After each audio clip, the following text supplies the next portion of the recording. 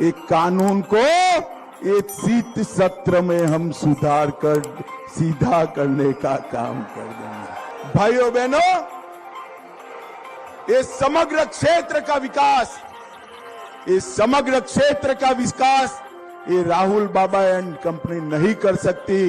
मोदी जी की सरकार ऊपर बन चुकी है, बन गई है या नहीं बन गई है भाई? अरे जोर से बोलो, बन गई है या नहीं बन गई है?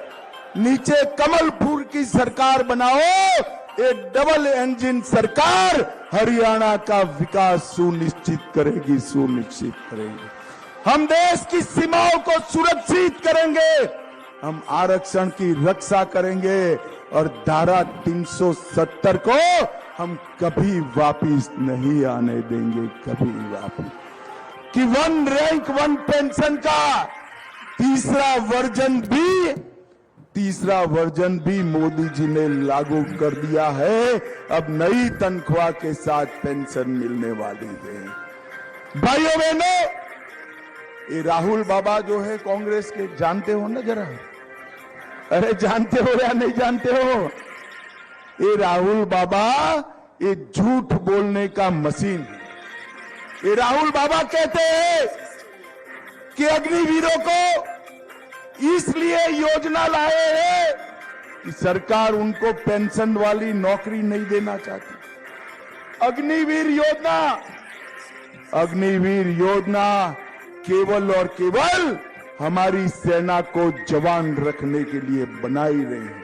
मैं आज कहकर जाता हूं हरियाणा की माताओं को, बहनों को, आपके नौनिहाल में सेना में भेजते वक्त मत झिझकिएगा।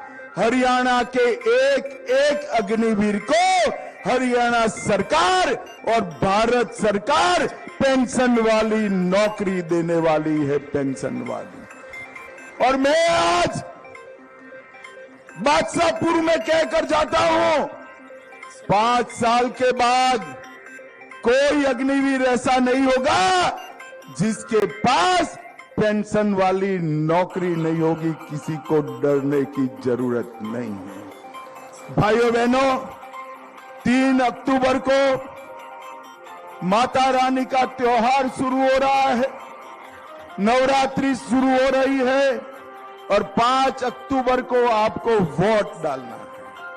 5 अक्टूबर को वोट डालते वक्त ये शक्ति का अपमान करने वाले राहुल बाबा और उसकी कांग्रेस पार्टी को जवाब देना है। और ये तुष्टीकरण में अंधे हुए हैं। मुझे बताओ बादशाहपुर वालों, अयोध्या में राम मंदिर बनना चाहिए था या नहीं बनना चाहिए था?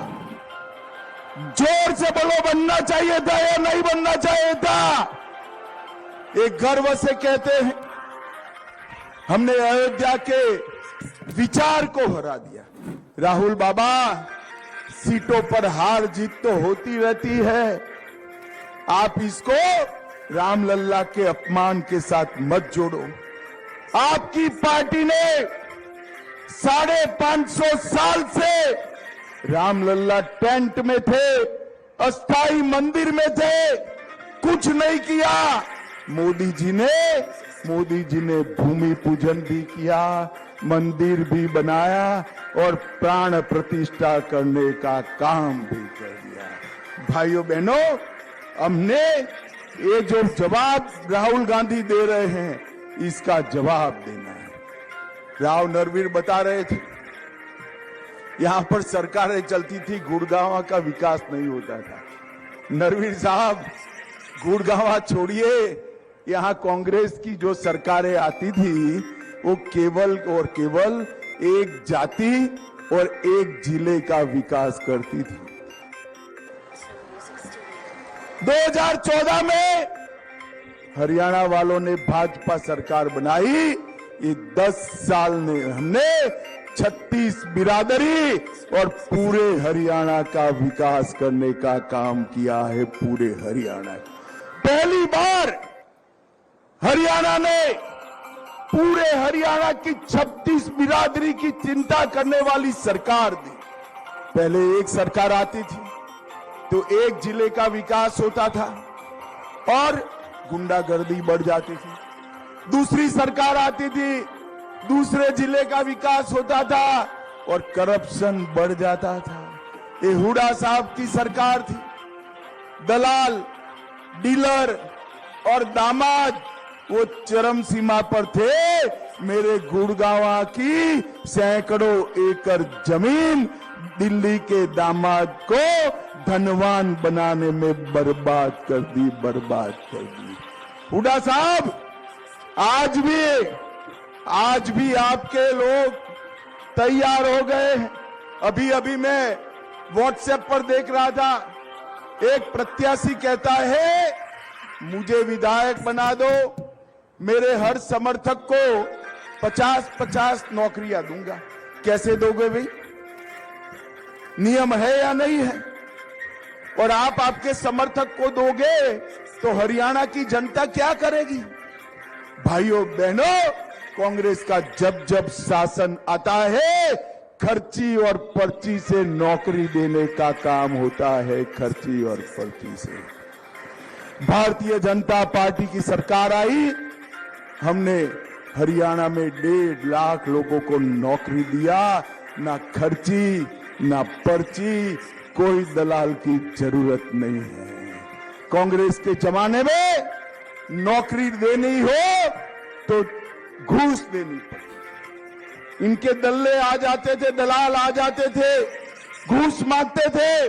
भारतीय जनता पार्टी ने सरकार बनाकर ऐसा शासन दिया कि डाकिया 51 रुपए का सगुन लेकर युवाओं को अपॉइंटमेंट लेटर डाकिया ही दे जाता है, कहीं जाने की जरूरत नहीं। भाइयों बहनों, हमने तय किया है, आप भाजपा की सरकार बना दो, हम 5 लाख युवाओं को, फिर से मैं कह रहा हूं, 5 लाख युवाओं को 5 साल में खर्ची और पर्ची के बगैर नौकरी देने का काम भारतीय जनता पार्टी। मैं अभी हमारे हरियाणा में नया ट्रेंड देख रहा हूं।